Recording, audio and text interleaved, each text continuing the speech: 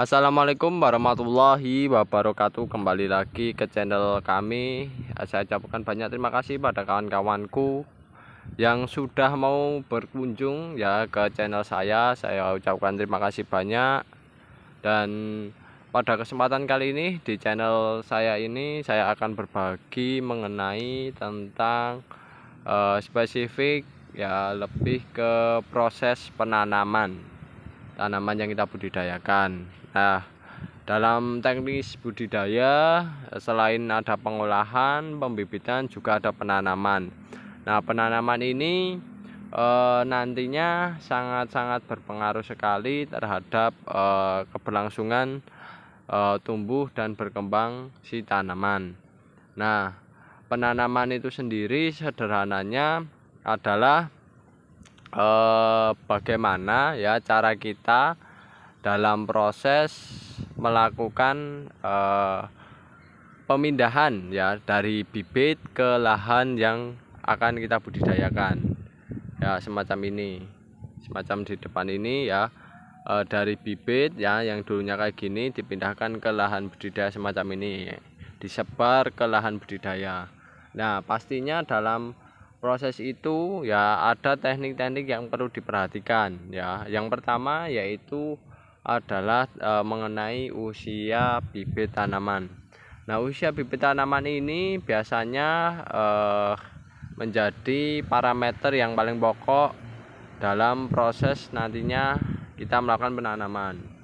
Karena bibit tanam yang belum memasuki usia tanam, nah itu biasanya kalau kita tanam terlebih dahulu kurang survive ya. Akan tetapi kalau kita usianya berlebihan itu pertumbuhannya biasanya agak melambat. Kalau bibit tanamannya terlalu tua ya, pertumbuhannya melambat, lalu berkembangnya cepat. Nah, semacam itu. Nah, jadi kawan-kawan melakukan proses penanaman pada waktu yang tepat, jangan diundur-undur ya, jangan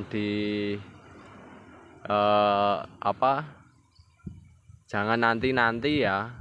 Yang penting kalau bibit tanaman sudah siap, lakukan proses penanaman semacam itu.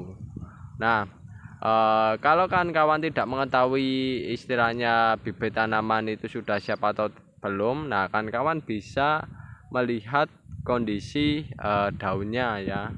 Saya kasih contoh seperti halnya tanaman cabai ya. Tanaman cabai itu kalau daun dalam proses pembibitannya daun sejati ya, atau bukan daun lembaga ya, tapi daun sejati itu sudah jumlahnya saat kurang lebih 4 lembar atau 3 lembar ya, itu kalau untuk dipindah tanamkan sudah mulai bisa ya. Tapi saran saya kawan-kawan tetap memperhatikan usia ya dalam proses nantinya mau penanaman semacam itu. Nah, kalau selain usia juga kawan-kawan perlu juga melakukan proses yang namanya penanaman, itu adalah jarak tanam. Nah, jarak tanam itu nantinya berpengaruh pada jumlah penggunaan bibit dan jumlah populasi semacam itu. Nanti juga jumlah populasi yang banyak itu juga berpengaruh terhadap persaingan ya, persaingan dan produktivitas dari tanaman tersebut. Karena populasi yang banyak nantinya pastinya membutuhkan pupuk yang jumlahnya cukup banyak. Dan pastinya kalau populasinya terlalu banyak, terkadang kalau ada persaingan pupuknya tidak memenuhi, maka produktivitasnya kurang semacam itu. Belum lagi nanti efek dari cuaca ya, pencahayaannya, terus kecepatan anginnya. Nah, itu juga nanti berpengaruh terhadap tanaman ketika kondisinya sudah mulai tinggi semacam itu. Jadi penggunaan bibit itu pastikan bibitnya diketahui ya, bentuknya kayak gimana, tingginya berapa, sedetail itu kan kawan kalau bisa. Nah, nantinya dipraktekkan atau diaplikasikan ketika proses penanaman. Nah, penanaman nanti kan kawan bisa memberikan jarak yang sesuai ya. Oh, untuk tanaman ini terus pola penanamannya gimana, zigzag atau berdampingan ya semacam itu, ataupun dikombinasikan ya dengan dengan tanaman lainnya atau bagaimana. Nah kawan-kawan perlu diperhatikan ya pembibitannya bagaimana, nanti menentukan jarak tanam ya. Pastinya jarak tanam itu sendiri nantinya ya itu pengaruhnya di populasi dan nanti terutama di pencahayaan, kelembapan ya, atau cuaca lah ya kan kawan, unsur-unsur cuaca ya yang mempengaruhi dari si tanaman tersebut. Lalu jumlah bibit yang ditanam. Nah jumlah bibit yang ditanam juga mempengaruhi juga kan kawan terhadap tumbuh dan berkembangnya si tanaman ya. Jadi semisal kayak padi kayak gini, nah padi kayak gini kalau padinya kita itu di sini kondisinya penanamannya ya kayak gini kan kawan ya, kurang lebih 3-4 tanaman padi ya, itu untuk padi yang kualitasnya cuma padi turunan bukan padi hibrida ya. Kalau kami penggunaan padi yang benihnya itu beli hibrida, bibitnya bibit hibrida, itu kita biasanya padinya jauh lebih sedikit ya, paling banyak 3 helai ya tanaman ya, tiga tanaman lah ya, satu rumpun kayak gini 3 tanaman, tapi itu pun sudah hitungannya banyak ya kalau 3 tanaman. Tapi kalau di sini ya karena di sini orangnya pada ambil biaya iritnya atau biaya murahnya, nah ini memakai padi turunan ya, padi turunan yang nggak tahu kejelasannya dan penanamannya itu ditanam dengan jumlah yang agak banyak ya, 4-5 tanaman semacam itu. Nah nanti kalau setelah lakukan penanaman ya sudah bisa menentukan jarak tanamnya ya, lalu juga melakukan penanaman kawan-kawan, juga setelah penanaman kawan-kawan treatment ya bibit-bibit yang sudah ditanam tersebut dengan pemberian air yang sesuai. Nah air ini memiliki peranan penting ya kan kawan dalam proses pembibitan tanaman, entah tanaman padi, entah tanaman cabai ataupun yang lain sebagainya. Air itu memiliki peranan penting. Yang pertama peranannya adalah yaitu mengurangi tingkat stres, itu paling pokok ya. Kalau menurut kami paling pokok penggunaan air setelah penanaman itu yaitu mengurangi tingkat stres. Nah saran saya bibit yang sudah ditanam pastikan kondisinya media tanamnya atau lahannya itu dalam kondisi yang lembab ya kan kawan, karena dengan kondisi yang lembab nanti perakaran jauh bisa survive dibandingkan kondisi yang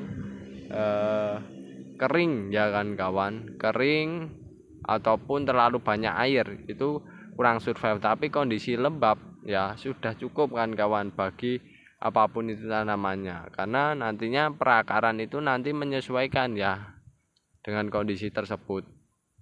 Nah ketika kondisinya bisa disesuaikan, perakaran mulai tumbuh, nah itu menandakan nanti tanaman sudah mulai bisa adaptasi ya, karena sudah bisa mencari makanan melalui akar dan akar mulai tumbuh.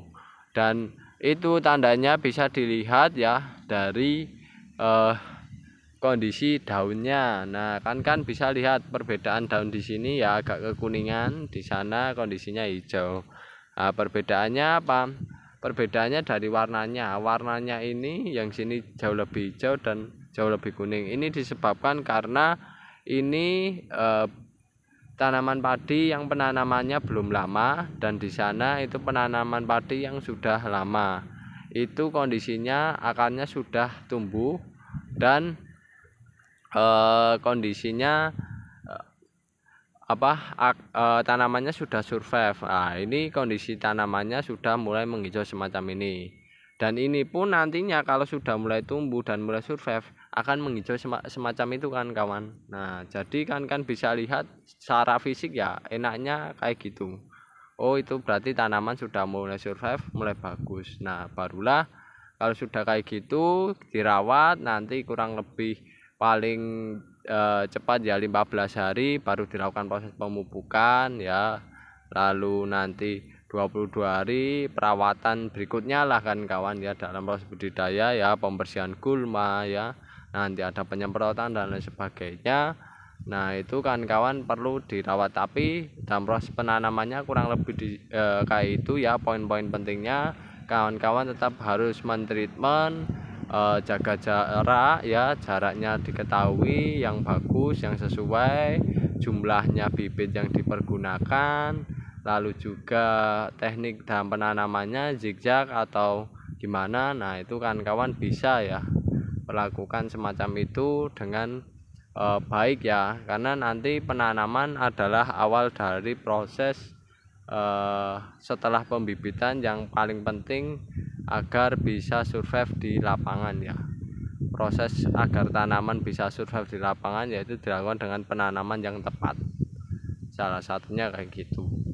Oke, itu dulu yang bisa saya sampaikan, kurang lebihnya mohon maaf ya. Semoga bermanfaat informasi ini. Sekian, terima kasih.